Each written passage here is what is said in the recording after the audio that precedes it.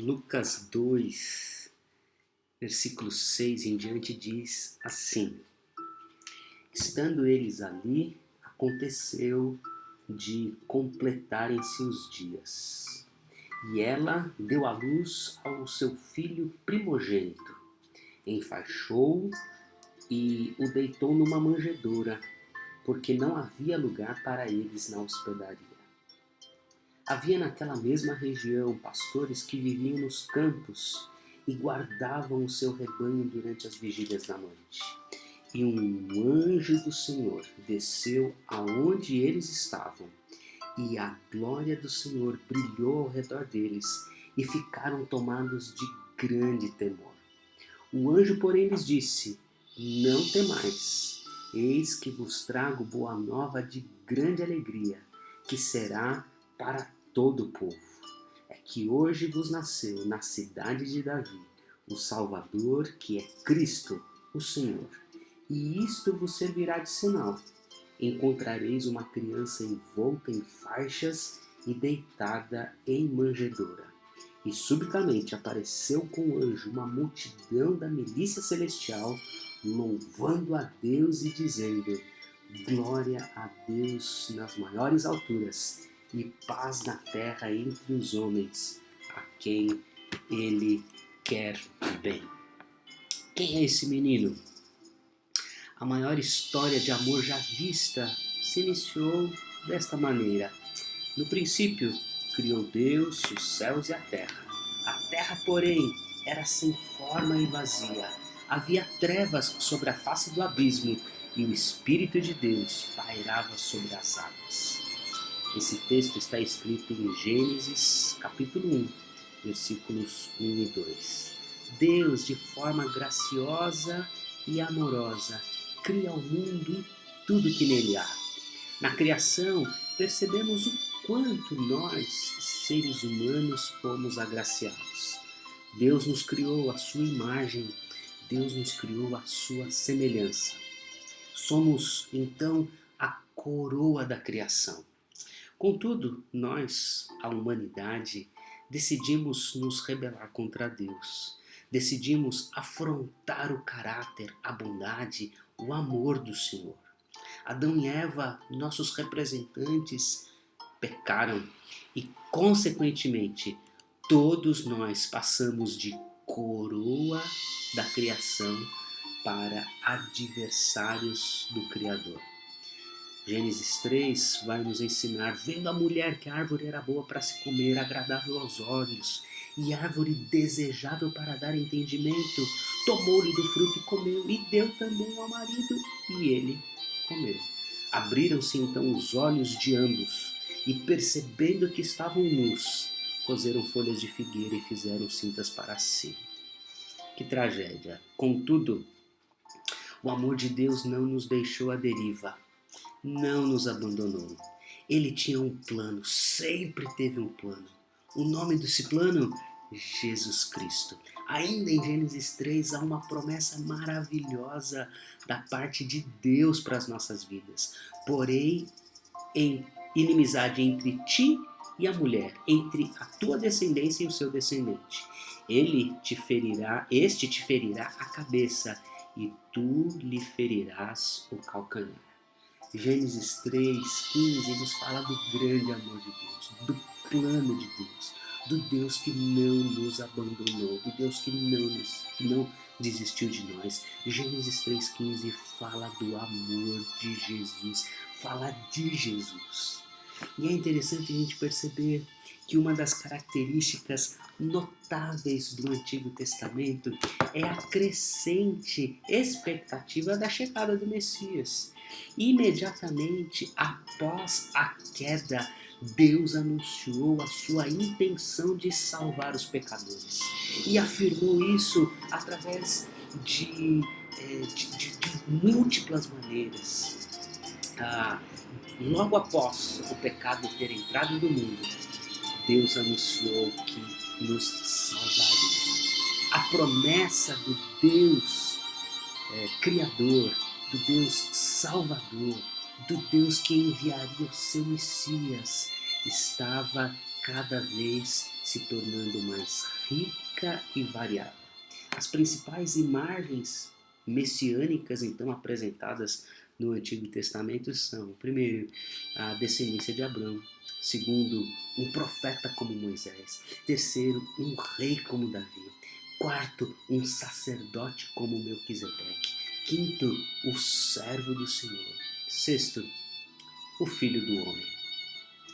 Um texto belíssimo que Jesus se apropria desta imagem revelada no Antigo Testamento sobre o Filho do Homem é o texto de Marcos capítulo 8, versículo 31, que diz: Então ele começou a ensinar-lhes que era necessário que o Filho do Homem sofresse muitas coisas e fosse rejeitado, fosse morto e 3 dias depois ressuscitasse. Particularmente, me parece ser a imagem preferida de Jesus, esta, Filho do Homem. Logo de início, esse título parece ser extremamente singelo. Jesus usava frequentemente na terceira pessoa. Por exemplo, ele diz assim: o Filho do Homem se envergonhará. O que ele queria dizer? Ele estava querendo dizer: eu me envergonharei. Além disso, Filho do Homem, além de ser uma expressão singela, em hebraico significa ser humano. É nesse sentido que Deus se dirigia regularmente a um profeta do Antigo Testamento. Seu nome, Ezequiel. Mas fica claro evidentemente que Jesus usa esse título mais do que a expressão usada por Deus a Ezequiel. Ele usa mais esta expressão se apropriando da profecia que outro profeta do Antigo Testamento usou. Seu nome? Daniel. Seu capítulo 7. Ali, Daniel, em uma visão, contempla, entre aspas, abre aspas, alguém semelhante a um filho do homem, isto é, com a aparência de um ser humano, vindo com as nuvens do céu. Capítulo 7, versículo 13. Ele se aproximou do ancião de dias, o eterno Deus, e recebeu autoridade, glória e poder para que todos os povos, de todas as línguas, de toda a terra, venham adorá-lo. Daniel acrescentou: o domínio do Filho do Homem é um domínio eterno, que não acabará. Seu reino jamais será destruído. Jesus, por várias vezes, então, aplicou a visão extraordinária que Daniel tem a ele mesmo. Por exemplo, quando Jesus está conversando com o sumo sacerdote, ele diz: vereis o Filho do Homem assentado à direita do Poderoso, vindo com as nuvens dos céus. Esse texto eu estou baseado em Marcos, capítulo 14, versículo 62. Uma declaração suprema de autoridade e de um reino eterno.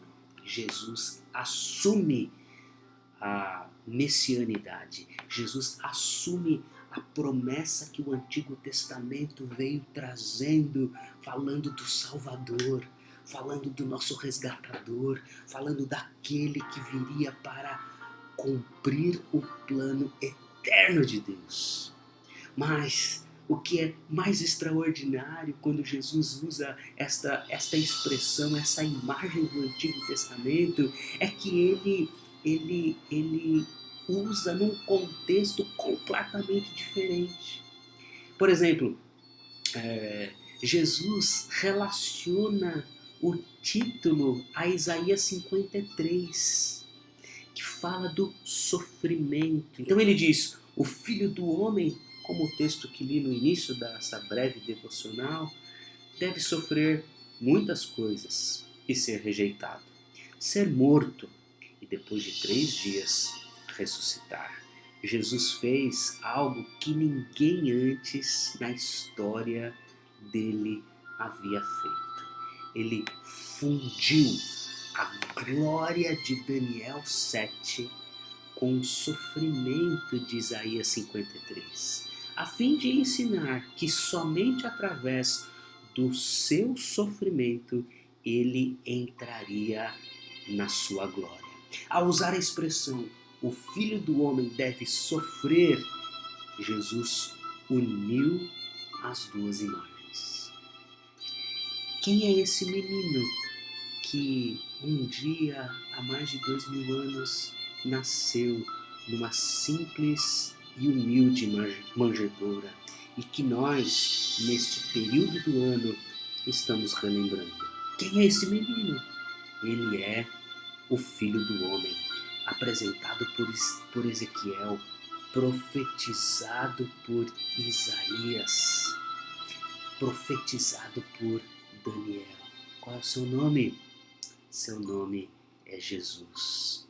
Que venhamos a conhecer o menino, que venhamos a visualizar o Filho do Homem, o prometido de Deus.